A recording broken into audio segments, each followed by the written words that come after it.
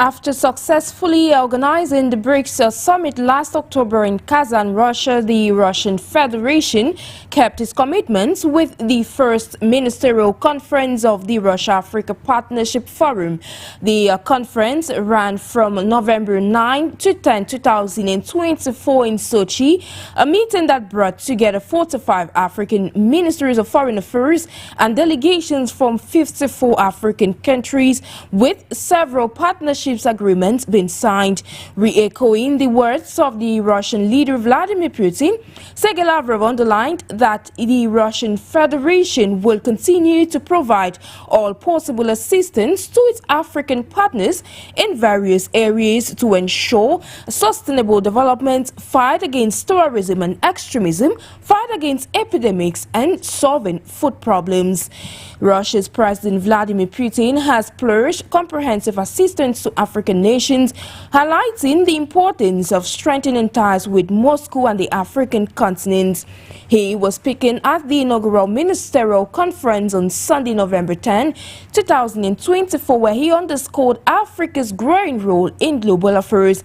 Ladies and gentlemen, today we shall be unpacking the statement made by the Foreign Minister of Russia, Sergei Lavrov, pertaining to Russia's relations with the African continent, a statement re-echoed by the Russian leader Vladimir Putin. Ladies and gentlemen, this is Talking Point. Stay with us.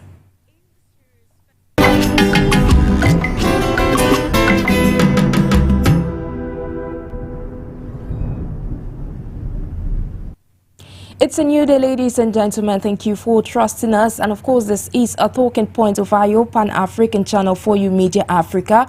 Russia's influence is growing on the African continent, and it's imperative to note that the world has been looking at Africa as an equal partner. And of course, this was mentioned as well, while the Foreign Minister of Russia, Sergei Lavrov, mentioned that Russia or Moscow is committed to enhancing a cooperation or deepening relations with the African continent, while highlighting that Moscow would continue to support its African partners. Well, we shall be unpacking this statement made by the Russian diplomat. To discuss this topic of discussion this day, I'm being joined by Dr. GNAKA LAGOKE, Associate Professor of History at Lincoln University, who doubles as, of course, the founding member at the Convention for Pan-Africanism and Progress. Thank you immensely, sir, for joining us this day. Just to reiterate, you're joining us all the way from the U.S. Thanks, Sharon, for the opportunity. We're equally being joined by Dr. Stanley FONGOD, Pan-Africanist and CEO of CROSTON FINTECH, who doubles as an economist. Thank you immensely, sir, for joining us this day. Thank you so much, Sharon, for having me, and I hope today we will be having a fruitful conversation. Indeed, we look forward to fruitful conversations, but we would not proceed without mentioning that Dr. Barrister ASONG Michael shall be participating in the course of today's edition of the program via telephone conversation, where he shall be taking part in his capacity as a political analyst and a member of the Cameroon Bar and Rwandan Bar Association, equally as a member of the East African Law Society. Now to debut today's topic of discussion, ladies and gentlemen, we shall welcome first of all this report done for us by Widow Van Barry in a bid to comprehend the stakes involved in relying with Russia-Africa relations. You should note that just yesterday we saw the Ministerial Conference that culminated in Sochi pertaining to Russia-Africa relations, and this is a vivid picture being painted for us by Widow Van Barry. When we come back, it shall be time for us to debut today's conversation. Stay with us. Russia and Africa continue to create a fertile scope for bilateral cooperation and diplomacy. As such, President Vladimir Putin has promised comprehensive support for Africa during the primary Russia-Africa Ministerial Conference on the Russia-Africa Partnership Forum. The Russian strongman revealed that countries in Africa are increasingly adopting a constructive and peaceful foreign policy while addressing critical international issues. Putin underscored Russia's commitment to enhancing traditionally friendly relations with African partners, stating, "We are united in the desire to build a fair multipolar world order based on genuine equality and the role of international law and of court. The president equally outlined key areas of support that Russia intends to provide, including sustainable development, combating terrorism, addressing food security, and managing epidemic diseases and natural disasters. He expressed optimism that the conference would lead to fruitful agreements to bolster Russian-African relations. Putin concluded his remarks by expressing hopes for the conference's success, stating it is essential for the benefit of both Russia and African countries. The forum in the Syria's federal territory near the city of Sochi in Russia on the Black Sea attracted over 40 African ministers and about 1,500 participants. Indeed, ministers from about 45 African countries were present at that summit, including representatives from other parts of the African continent. Now, to kickstart with you, Dr. GNAKA, pertaining to today's topic of discussion. Now, Russia's influence, like I mentioned in our preamble, has been growing in recent years across the African continent. And of course, Russia's President Vladimir Putin, in line with Sergei Lavrov, says that they are committed to supporting African countries, be it in terms of security, in terms of politics, in terms of education, or otherwise. But then, how do you assess or how do you evaluate this recent statement coming from the Russian diplomat at this particular point in time, where we have numerous partners seeking to gain grounds on the African continent? Thanks very much, and glad to be here with Dr. Stanley. Like you said, we're going to have a nice conversation as Africans, talking about our relationship with different global powers. The first thing I will say is that, we welcome, the comments of the Russian leaders, because many African leaders, or most of the African leaders, irrespective of what people think, wants to diversify the partners. Even though those countries have been colonized by the traditional European powers, France, England, and Spain, Portugal, and Netherlands, and then even the United States in the case of Liberia. And then, but we want to be able to have the right to partner with whomever we want. And then this is one thing. And then number two is that it is a very important moment when the world is shifting from a unipolar world to a multipolarity or to a polycentric world. That's the second thing I will say. Number three, I think it gives an opportunity to Africans to think about their own future. Russia is not going to save Africa. Russia can support Africa, but Russia is not going to save Africa. It is important for African leaders and the African masses to charter, their own path, to sustainable development and to integrated African development.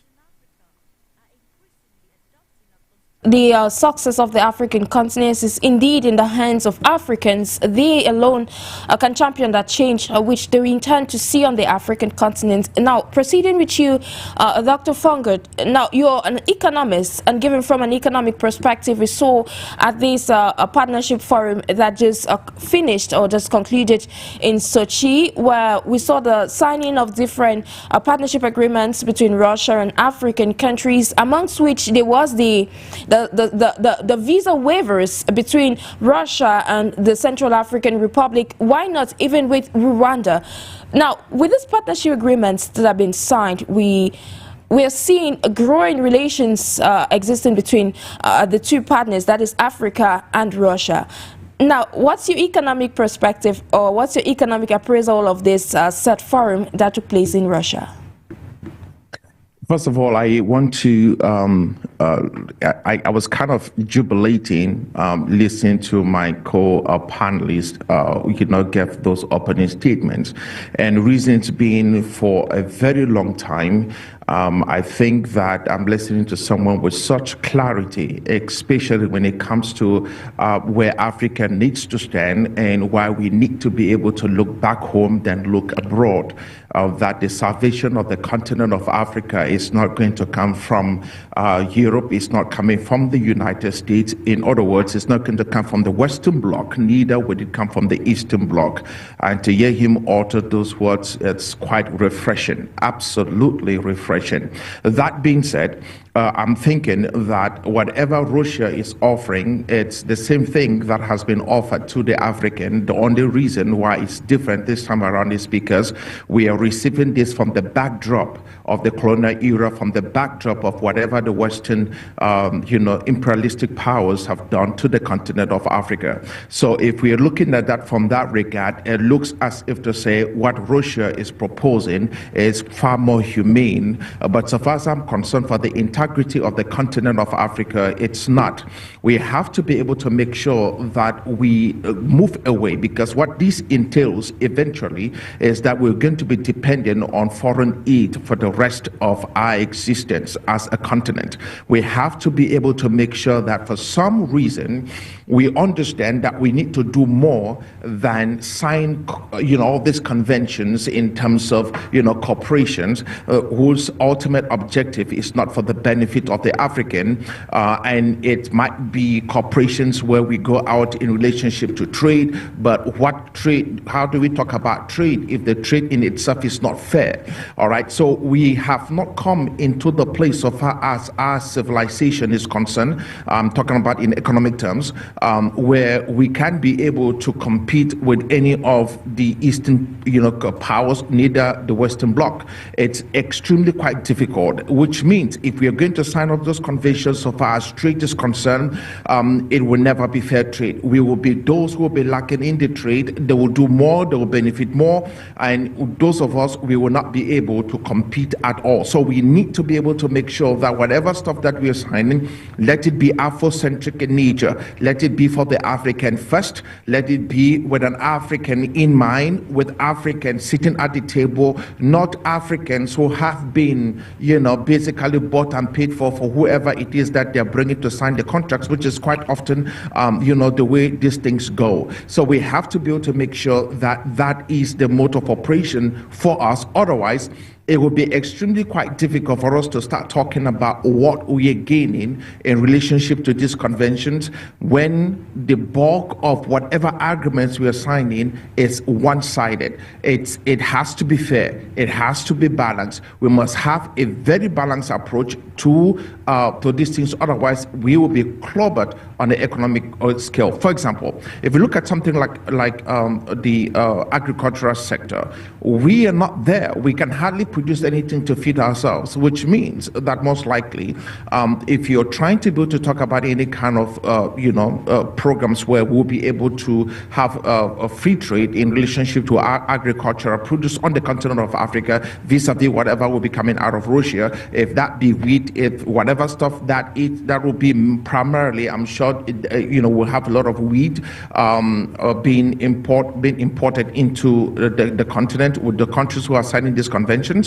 You will soon realize that the local market in these countries will suffer. Reasons means there is no way we can compete with the industrialization that has come as a result of the agricultural sector, which is way advanced than anything we have on the African continent. So their crop yield per year, per annum, is absolutely, tremendous vis-a-vis whatever meager stuff we're doing on the continent of Africa, which in most part it's still quite subsistent farming. It's really, we have not gone anywhere. There's really no mechanized farming as it is, on the continent yet. We have very few spots here and there, but the topography of the continent in itself really is quite difficult for where most of those who are into the agricultural sector do live to have any kind of mechanized farming. We have to be able to make sure that whatever it is where we're doing, whatever conventions we're signing, let these conventions absolutely benefit the African, let the African African have the higher say, and then let it have some real levels, you know, of equity for the African. We cannot be able to start talking about, you know, just signing conventions because they look good and everybody walks away thinking that, you know, we are gaining something, meanwhile we are absolutely not gaining anything in the end. We must protect the local market as we try to go ahead in whatever stuff that we're signing. Exactly, and it must be in the best interest of the African continent. Like you mentioned, some of the corporations that were signed, like the Visa River, it equally brings us back to the realities on the ground on the African continent, when there has been this call for Africans to work together so that they can scrap off this visa requirements between African countries in the bid to bolster integration amongst African nations. And now moving forward to Dr. Asong. Now, Dr. Asong, given this partnership forum that took place in Russia pertaining to a collaboration between Russia and African countries, as evaluation, how would you assess, having listened to your co-panelists, how would you assess some of the agreements that were signed on course of that forum? As for me, concerning the partnership agreements which were being signed by Russia and several African presidents, I see it as a sham. This just goes to show us how Africa is so dependent on the West or the East. And today we have realized that Africa, in one way or the other, is looking for a new colonial master, and they are shifting from Europe and America to Russia and China. It's really, really, really unbelievable and sad to see that Africans cannot sit down and have partnerships amongst themselves to develop their continent. We have an extremely prosperous future in Africa, but unfortunately, Africans have not yet realize that they have all what it takes and the potential to partner within themselves, be one, united, and grow their continent. We should always ask ourselves the question, why is it that all these foreign countries want to have partnerships with Africa? And the reason is simple. When it concerns geopolitics, when it concerns foreign affairs, Africa is extremely strategic for two main reasons. The first reason is that Africa has a lot of natural resources which these countries actually need, whether it be for nuclear purposes or for other purposes like manufacturing phones and technology and all the like. And more to that, number two is that Africa has not yet grown up. Africa is still the #1 importer of their goods and services and products, and Africa does not actually produce its own goods and services. And it was being mentioned by the World Trade Organization that Africa only participates to 3% of the world's trade chain. So this just goes to show that Africa produces so little. And that is the reason why all these countries are struggling to have partnerships with us, because they know that as long as we don't stand together, as long as we are not united, as long as we don't see in our potentials, then automatically we will keep on being their well for pulling out resources, and more to that, they will transform those resources and we shall be the one to buy them. So it's really a shame for me, and this just goes to show the immaturity of our African states and our African presidents, who since over 60 years now after independence have not yet realized that we need to walk up to the Pan-African spirit, the spirit that encourages us as Africans to work as one, to be united, and to see how we can grow our different states towards a more united Africa and a prosperous Africa. Indeed, I'll be coming back to you, Dr. Asong, pertaining to your point. But to proceed with you, Dr. NJIX, you listened to your co-panelists. They had a lot of points to share. We saw Dr. FONGOD that that highlighted a point relative to yours, that was for Africa to come to a table where it can be able to prioritize itself first. He said that it was imperative, if the partnership agreements that have been signed, no matter the place, no matter the location, benefits first the African continent, which was another point re-echoed by Dr. Asong. Now, do you share the same opinion? And of course, when we are looking at this relationship that exists with Africa and its foreign partners, it's imperative to know that at some point Africa needs to position itself at some point where it can be able to be at the beneficial or benefactory end, so it gets to benefit the continents first, prioritizing Africa first before anything else.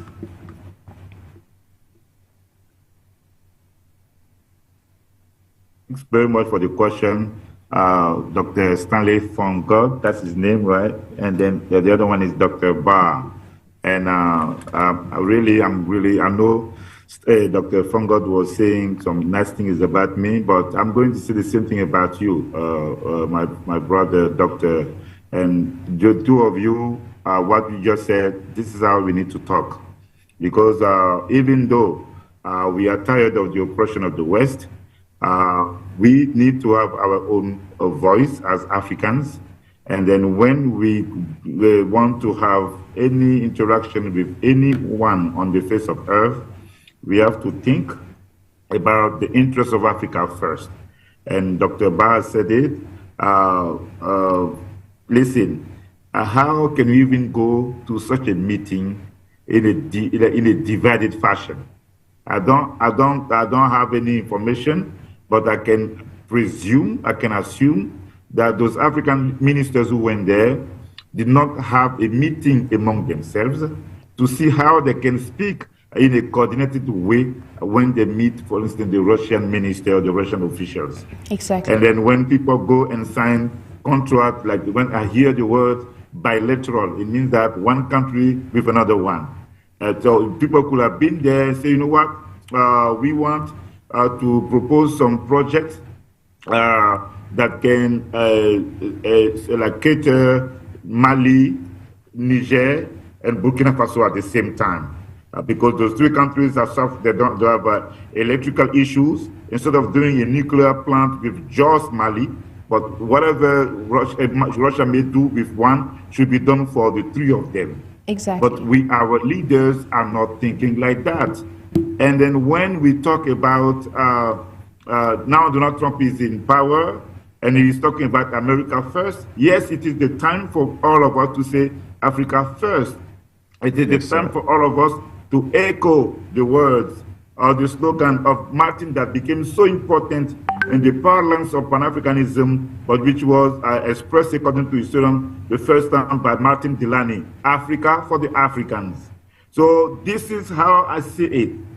Yes, we may have sympathy for what Russia is doing in order to challenge the hegemony of the West, of the Western powers, but at the same time, we have to think as African first, and only Pan-Africanism and the Pan-African consciousness can help us survive in this world in which might is right, and then there is a law, a universal law that many Africans do not understand, which is the law of the most capable.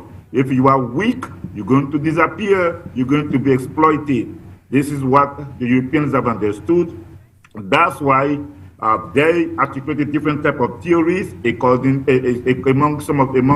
the theories, there's one which is about social Darwinism, right? The law of the fittest, and then natural elimination and natural selection. If you are not strong, you're going to be exploited for centuries after centuries.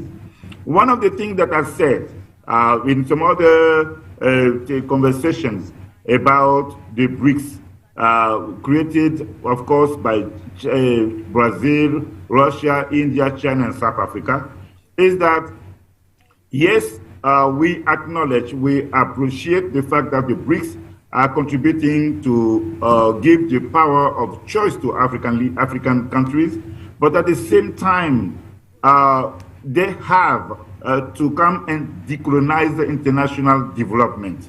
And I'm not seeing that either with Russia as an individual country, or in China as an individual country, or as a bloc within the BRICS. And then I'm going to finish on that because it's a very important element.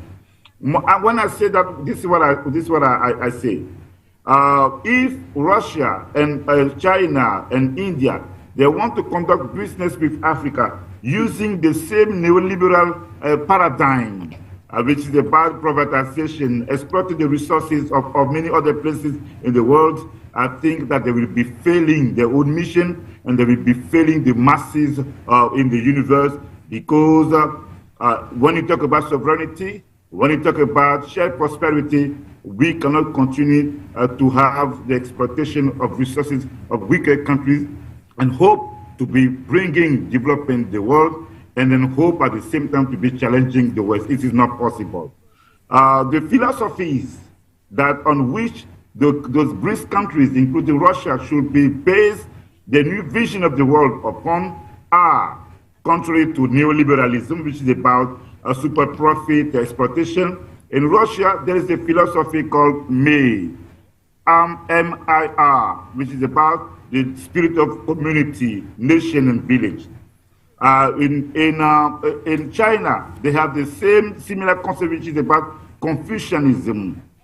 In Brazil, Lula came with the concept of Bolsa Familia, how to serve the interests of the poor.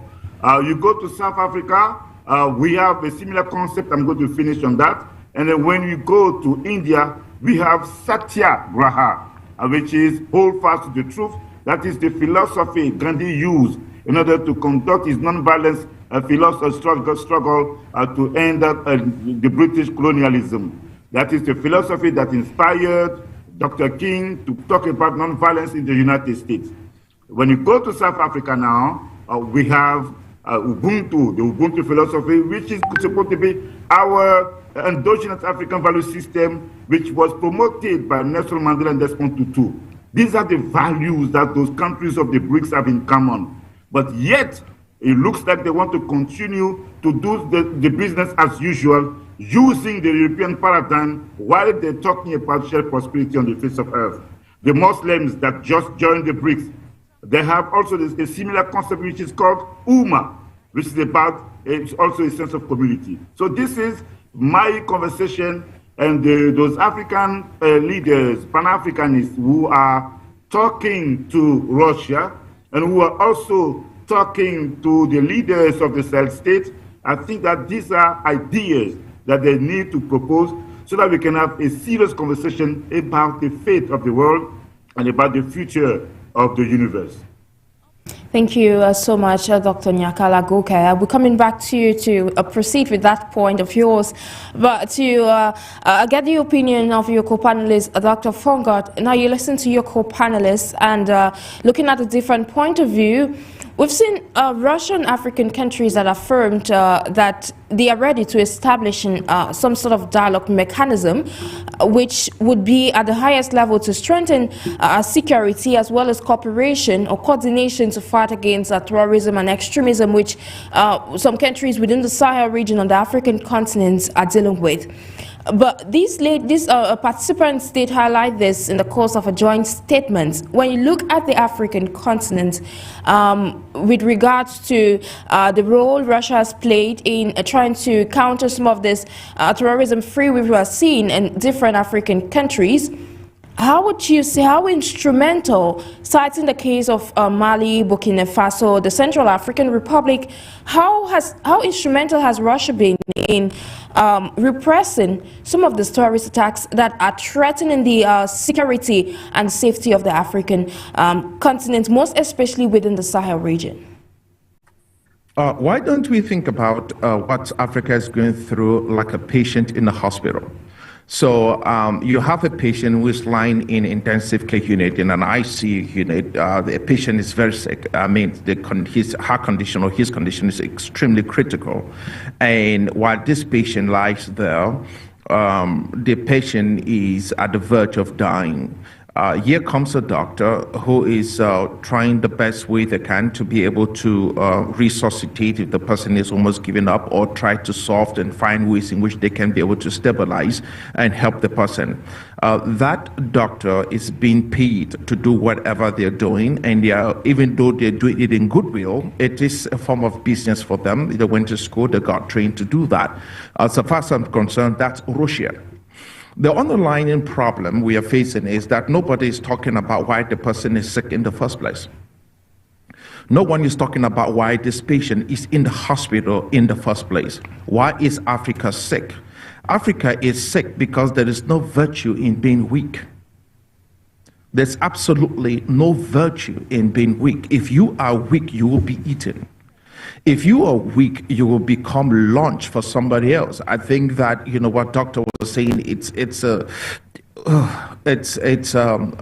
I could just be sipping on tea and basically have nothing else to say, because there's really nothing else to say after that.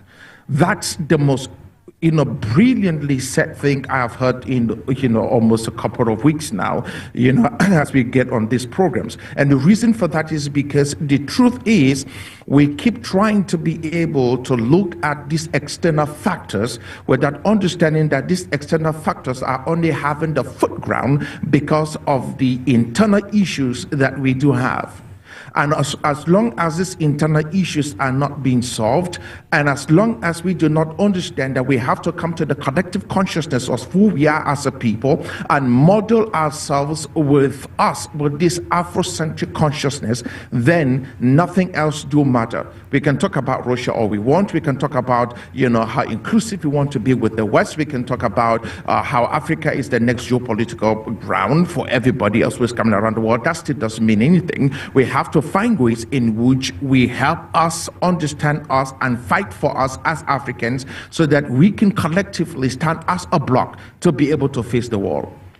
You know, there's this whole entire idea that we have barbarians at the gate, which basically speaks of the fact of great opposition. But the truth of the matter is, I think that time has come for Africans to meet their barbarians at the gate. The idea is that we have to sit on the sidelines, on the fringes of history, and wait for somebody, some Caucasian, to show up on the continent of Africa and lecture us on what we need to do and how we have to do it, when we have Africans literally running most of the corporations, most of the multinational corporations we have around the world. There are Africans leading in technology, there are Africans leading in healthcare, there are Africans leading everywhere. I mean, absolutely everywhere. And to understand that we have that much brain power operating outside of the continent of Africa, but when you look at the continent of Africa, what you see is radio silence, nothing, pure darkness, intellectual darkness, economic darkness, all right, and just the sheer African consciousness darkness, where the African is far more apt to be able to love everything that is foreign than to be able to celebrate what it is that is African. We are quick to wear what is foreign. We are quick to write what is foreign. We are quick to talk about, you know, what we have outside of the continent of Africa than to talk about what we are building so far as the African is concerned, the African continent is concerned. I think that those are some of the issues that we are facing. I don't know how we go past that when we start talking about issues of security. I don't even know what that means.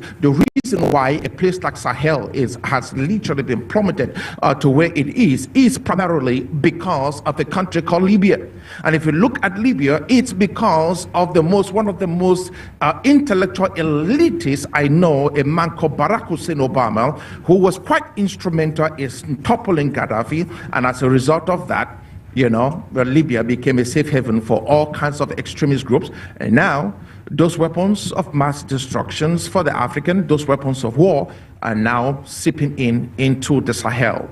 And when we talk about trying to go to solve the issues of the Sahel, what you're looking at is the fingerprints of the West.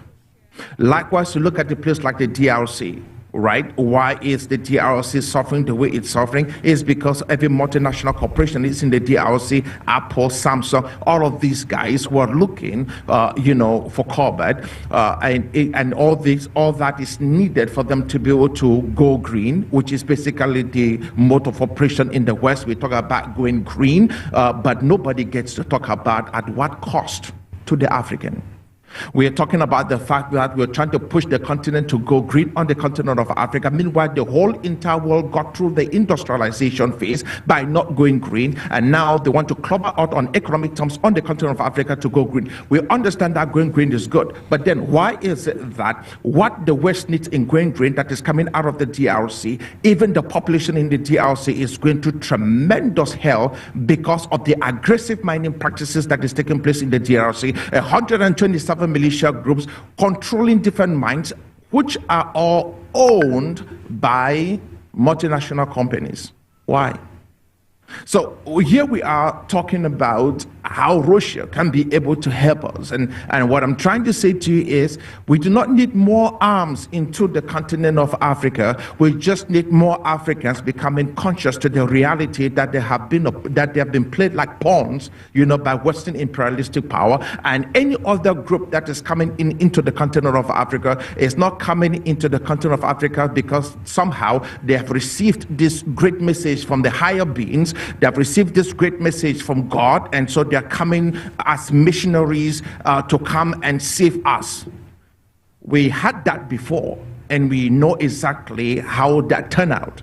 Where we are is because some men said that, and then we end up where we are. And so, to me, we have to be able to understand that I don't care who is coming, I don't care what they're coming. I care only if the African has become conscious enough to understand what is happening to the continent, that if we have any kind of self-love left, we must fight to protect the continent. And that means we cannot be weak. To be weak is not virtuous. And we cannot stand inside and hope that the barbarians at the gate will kind of just allow us and walk away. We must confront the barbarians at the gate. That means we must fight and fight and fight to protect the continent, whether it be from the Western perspective or from the Eastern perspective. We understand that we live in the global village. I get that. But the truth of the matter is, none of that means anything if the African is weak. Exactly, and Africa must be strong. And like your co-panelist said, it's imperative for Africa to push forward with the Pan-African agenda, so Africans get to be united for common good and development of the African continent. Now back to you, Dr. NJIX. Now, you listened to your co-panelist. He was literally adding up to what you had stated earlier, and I recall in your previous response, you said Africans need to survive, or Africans can survive only through the Ubuntu perspective, which is, say, the reawakening of Africans with the Pan-African African mindset. Now, in that regard, you said earlier equally that Africans, if Africa must move forward, it's imperative for Africans to have a common goal, to have a common voice, or speak with a common voice, the unique agenda for the prosperity of the African continent. Now, I was asking your co-panelists about security within the Sahel and to some extent the African continent. Now, in that regard, the support of the Russian Federation as far as peace settlements or peaceful settlements of the Sudanese conflict on the African continent, in line with what's happening in Somalia is concerned, how would you, when you're looking at safeguarding unity within Africa, territorial integrity, to some extent the sovereignty of a state, in this case we're looking at Sudan and Somalia, how imperative or to what extent can Africans tolerate foreign interference? Yeah, it's a good question, and I think it's one of the most difficult questions. Because we know what the Europeans, when I say Europe, I'm talking about the West intention, which is to rule over the entire globe. So then there will be, it's like I don't even want to waste time to talk about that. Be in China and Russia in Africa, Latin America, the United States and its allies, the Western countries, they will do everything possible in order to undermine the sovereignty of nations across the globe, because they see the planet or the world as an empire that they're ruling. So this is the real challenge for many African countries. As you know, we were talking about the state of weakness of Africa. And then because also of our own flaws, I think Dr. FONGOD was talking about that in the beginning. We have some internal issues, and then the outsiders come and they take advantage of that situation. So and then on this, it's not like it's going to be a debate. I think that when you are attacked, like to quote the Minister of Foreign Affairs of Mali, you're not going to say, I don't want this person to come and help me.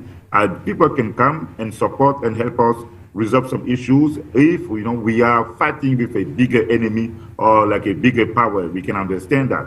But like Dr. FONGOD said, the most important thing is about raising the consciousness of the African people to understand that in this world, we have to find African solutions for African problems, and we have to find some ways in order to resolve that.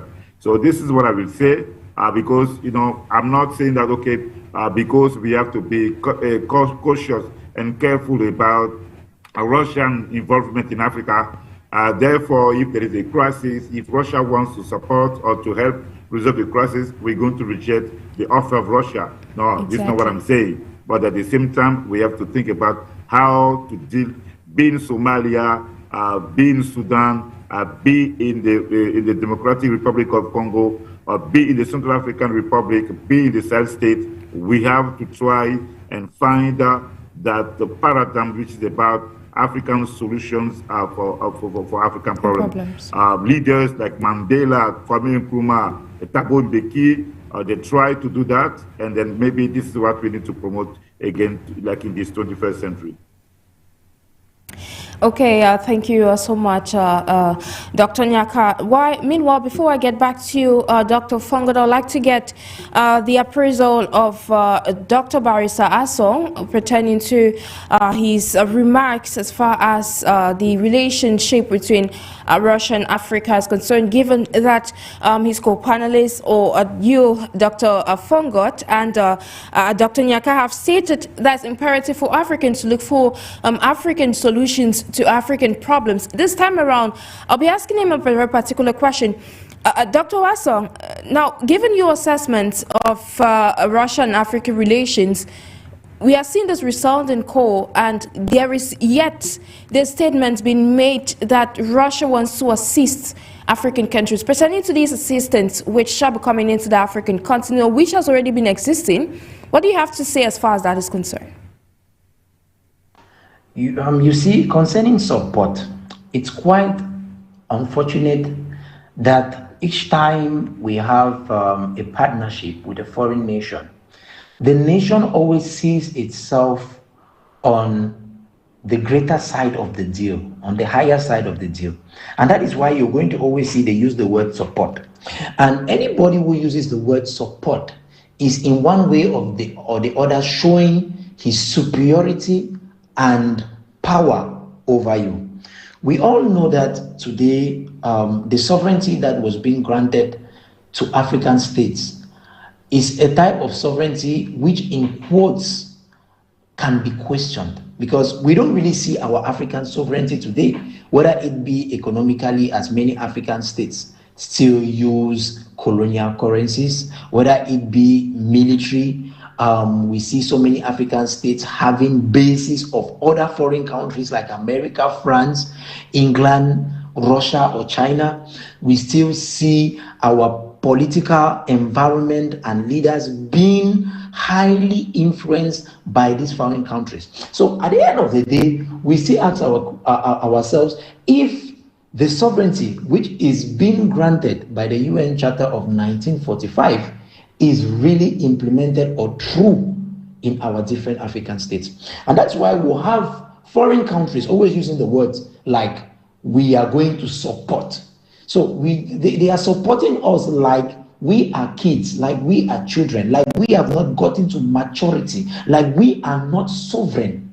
And I think that this is a moment for us, for Africans, to sit back and meditate.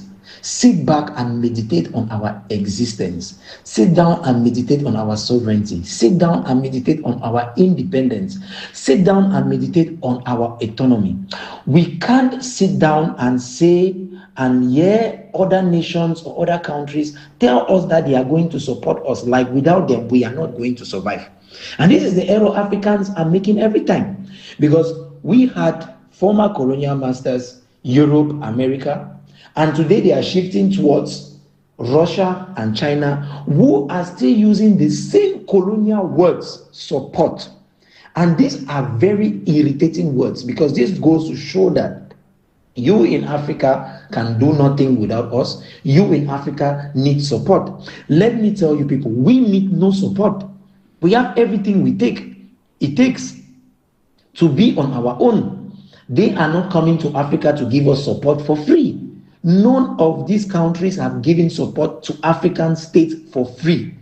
They will always come back either to take natural resources, either to build bases, either to make use of our different sea routes and land routes to be able to gain more influence in Africa and to be able to sell their products, to get our natural resources at extremely cheap prices and bring us products which they sell times 100. These are things we are not supposed to accept.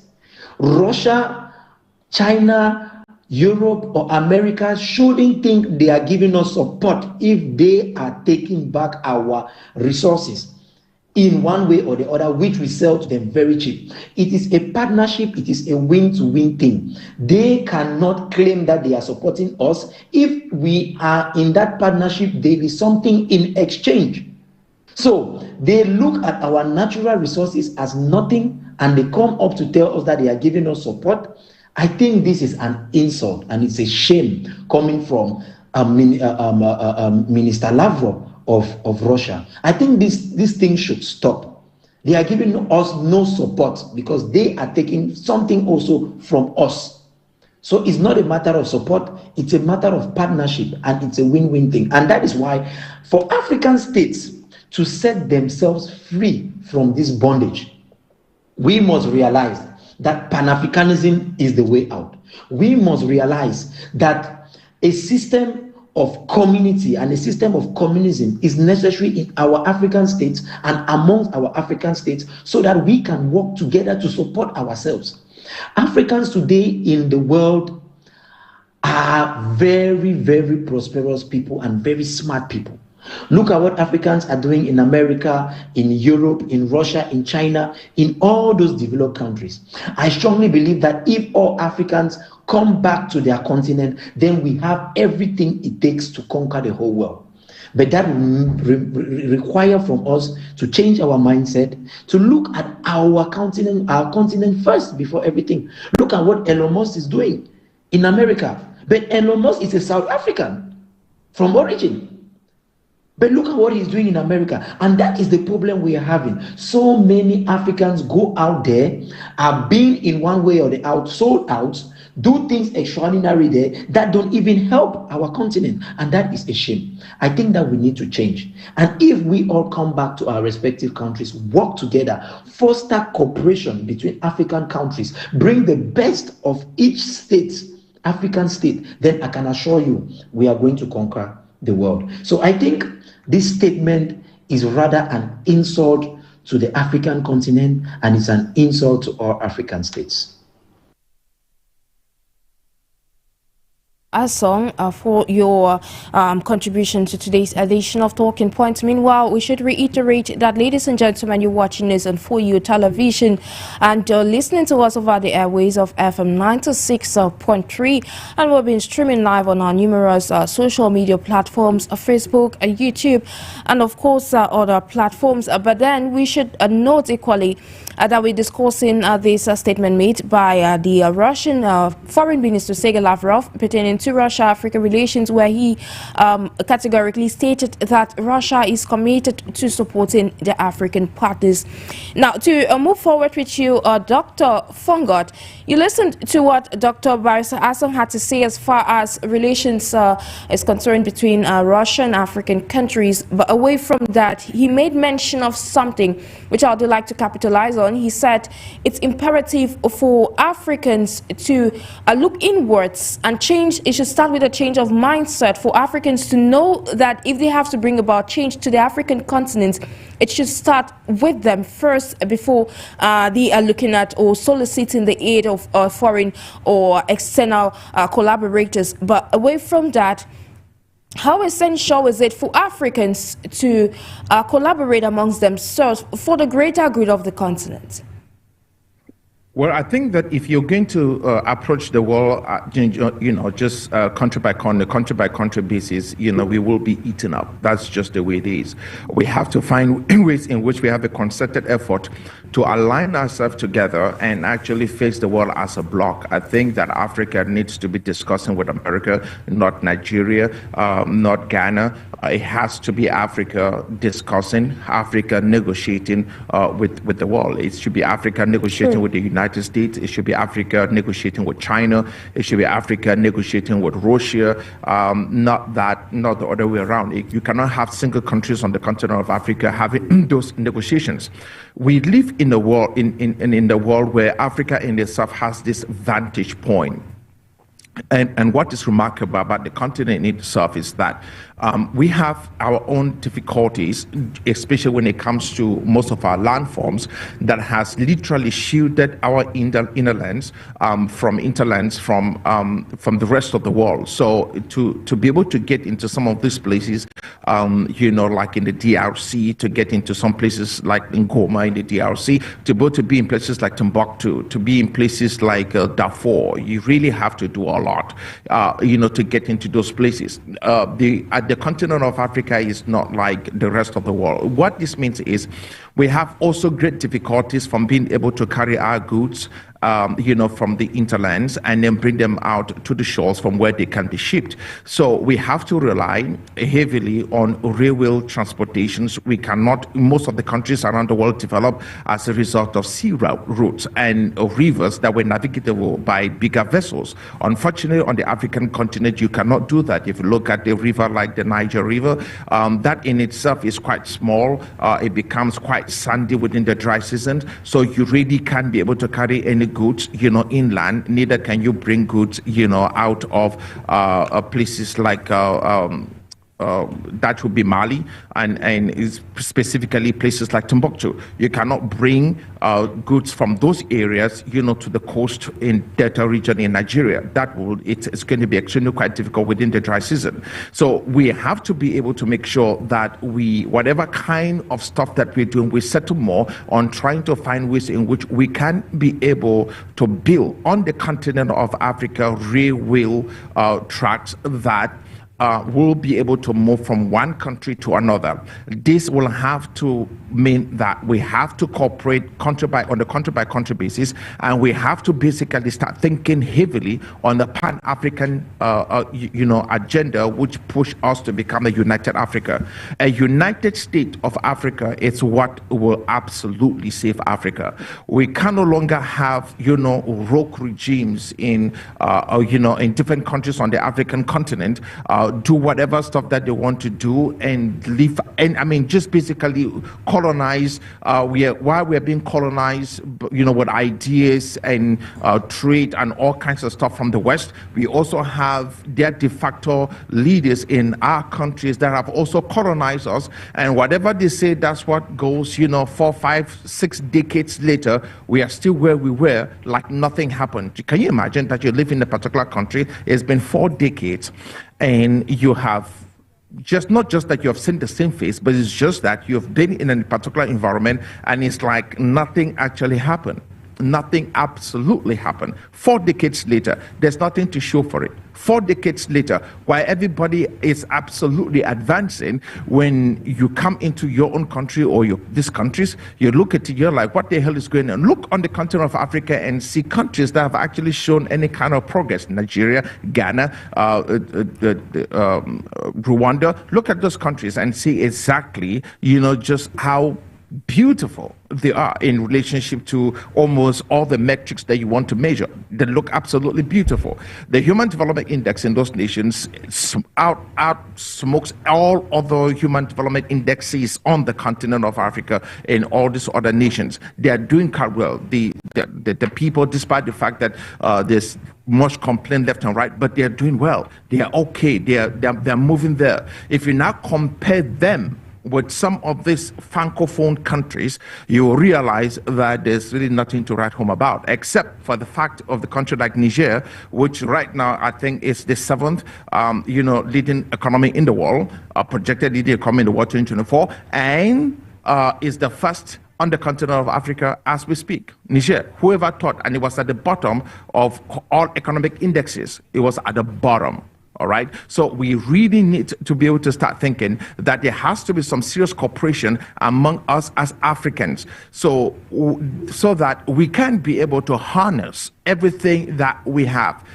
There are things that are being manufactured in Nigeria. There are things being manufactured in Kenya. We need to be able to find ways in which we can trade with one another, not on an international basis, but more likely on a state basis, so that we can be dealing with a single currency, and we can also deal with a single trade agreements that will be a blanket trade agreement on the continent of Africa, at least for a start, where we are not dealing with all kinds of issues when it comes to remittance fees, because you bought something over here, they have to send you the money, where we are not dealing with all kinds of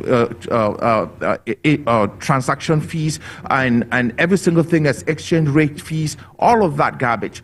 We will not be able to deal, we will not be dealing with that anymore. We will actually open up the markets, allow the markets to be free, and allow different countries on the continent of Africa to seamlessly interact with one another without all visa restrictions. If there's somebody with the skill set in Kenya that needs to do some tech projects in Nigeria, they don't need the visa. They just travel and show up in Nigeria and do the work and leave. If they have to work remotely, fine. But we need to be able to harness all of these skill sets on the continent of Africa and allow for the broad perspective on the continent to develop and grow without us restricting us from developing the continent. Meanwhile, all of us are Africans. I think that the Afrocentric mindset needs to be what is encouraged. We must be able to energize and allow the African to do what the African does best: develop, innovate, and lead. Indeed, and the need for Africa to harness its potential or for the greater good of the continent. Now, Dr. GNAKA, you listen to your co-panelists, and of course that leads me to the next question. We've seen we've had this call on numerous occasions for Africa to have a single currency, a single passport, a single language. Why not to foster integration amongst African countries and, of course, boost collaboration? But then what parameters needs to be explored? Because we're looking at a continent at this point that is still trying to define its stance at a global stage in terms of international cooperation. But then you mentioned that it's imperative for Africans to be able to cooperate like a single bloc with the rest of the world for the benefit of the African continent. So in terms of, from an Afrocentric perspective, what parameters could be explored to foster that collaboration amongst African states so as to lead to better integration within the continent of Africa?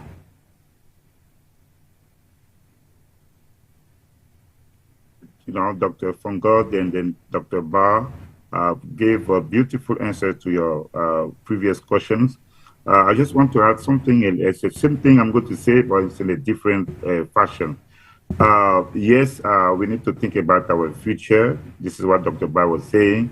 And then Dr. FONGOD talk about the Afrocentric perspective and the internal cooperation among African countries. We agree. One thing that I wanted to add is that, and I know even Dr. BARR says something, even though he did not use the concept, I think that one of the things that we need to do is to try and flip the script. You know, most of the time we don't do that. We have to flip the script. When people want to see Africa as a place of hopelessness and helplessness, we know we have beautiful stories in Africa. Beautiful stories. Beautiful stories. We may have failed leaders, but the resilience of Africa, that's the thing that keeps me going. When we see the power of those multinationals in Africa, but yet you will see African from the north to the south, east to west, to the central, in the central part of Africa. People are going to try and develop their own small businesses, and they're going to try and feed themselves, take care of themselves, and take care of the neighbors and of the community. This is one aspect.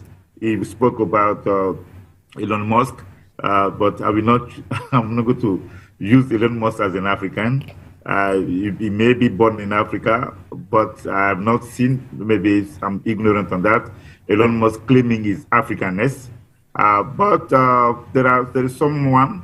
His name is Mark Shuttleworth, British and South African, and who embraced the Ubuntu philosophy, and then who launched the Ubuntu software, like in the field of information technology, and then who somehow seem to be claiming his connection with the continent of Africa. Is white, but we have beautiful stories in Africa.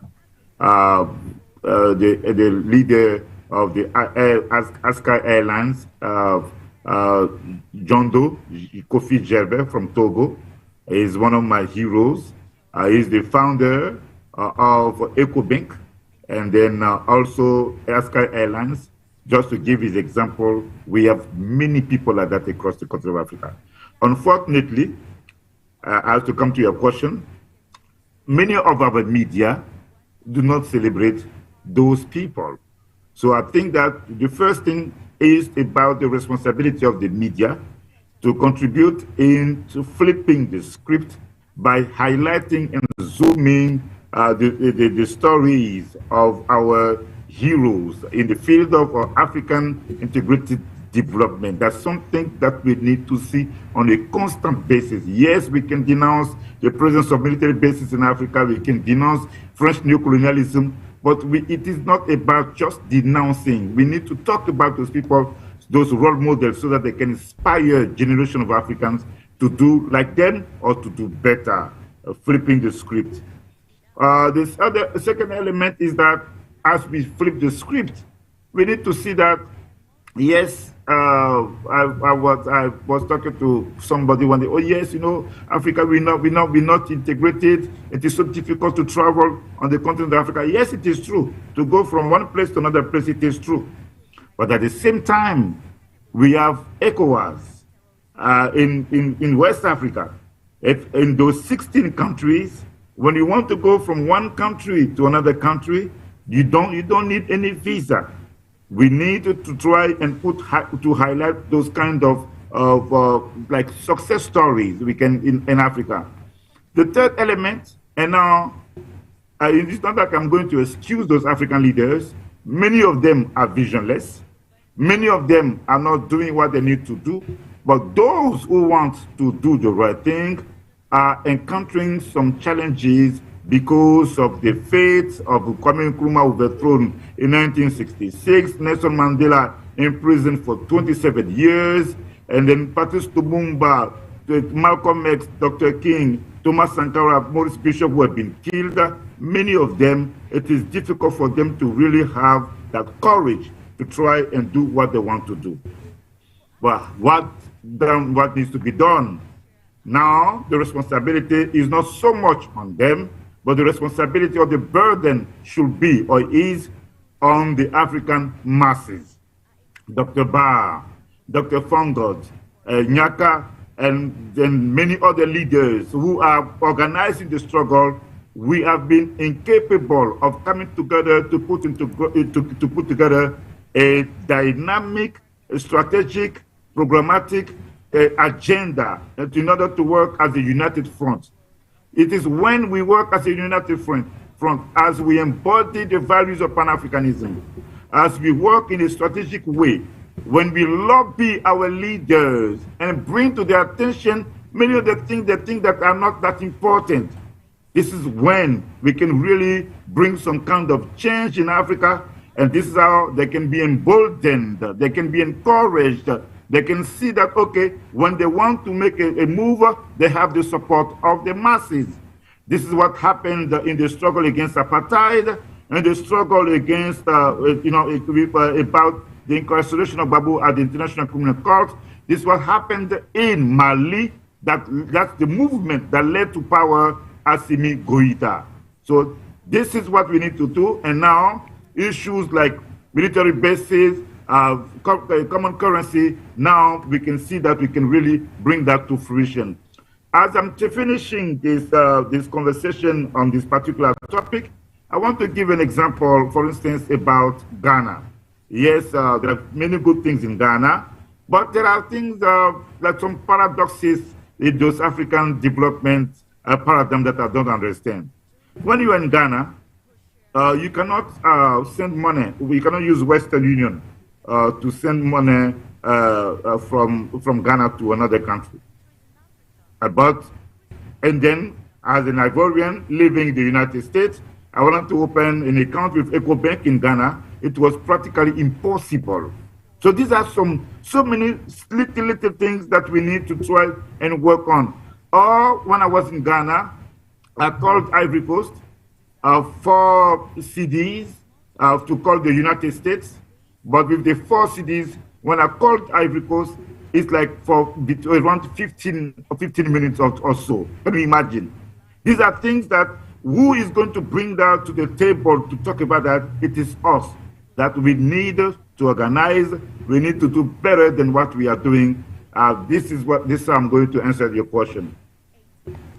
Thank you so much, Dr. NJIX. Now, before we get to the end of today's edition of Talking Point, I'd like to get the reaction of your Dr. ASONG. We apologize for keeping you to wait, but then how beneficial has this relations that Africa has had with external collaborators in recent years been to the African continent? Before I get to Dr. FONGOD for him to give us our closing remarks. Yes, we can say that in one way or the other, the relationship with Russia has been, I can say, relatively beneficial. And that will all depend on how we look at it. Because if we are looking at it from the point of view that certain African states being under the bondage of their former colonial masters, for example, France, in this case, when we take the case of Burkina Faso, Mali, and Niger, then we can say that Russia, in one way or the other, helped, or their relationship with Russia was beneficial, because Russia could help them fight the former colonial masters and in one way or the other secure their independence. But there is a problem, because Russia is not doing all of this for nothing. Russia is doing it because it also has interest in those countries. It also has things which are being expected from this country towards what they have helped them to do. So it's like living from one colonial master to the other, or leaving a bad colonial master to a more kind colonial master. But at the end of the day, we still find ourselves in the same pot of soup, because no country in the world does things for free. Remember a few years ago when Trump took over, Trump said it clearly that we are not going to help those states secure those states for free. They are going to pay us. So, and we strongly know that Trump and Putin are very good friends. And the basic principle in international relations is interest. No country does anything for other country for free. There is always something they have to gain. And we all know that Donald Trump and Putin, they are good friends. So they think in like manner. And due to the fact that they think in like manner, African states should know that Russia is not doing those things for free. And that is why this goes back to what I previously said, that African states are showing their immaturity. And I strongly believe that we as Africans can gain our independence without the help of foreign nations. Ethiopia did it. Ethiopia did it. Ethiopia was the only African country that wasn't colonized. How did they do it? So let other African countries don't make it look like if they don't have the help of France, the help of China, the help of America, or the help of Russia, they will not be able to set themselves free and have their true independence. We have an example in Africa. That's Ethiopia. Ethiopia wasn't ever colonized because they were able to resist the colonial masters. And I think that the problem we have today in having our true independence and sovereignty and setting ourselves free from the bondage of neocolonialism is that Africans themselves are not united. And we need that unity in Africa to be able to foster our true development. So, yes, Russia helped Burkina Faso. Barrister ASONG, for that remarks. Just to conclude today's edition of Talking Points, I'll give the last floor to you, Dr. FONGOD. Now, in some 30 seconds or not 1 minute, please, could you chart the way forward for the African continent as far as its sustainable development is concerned?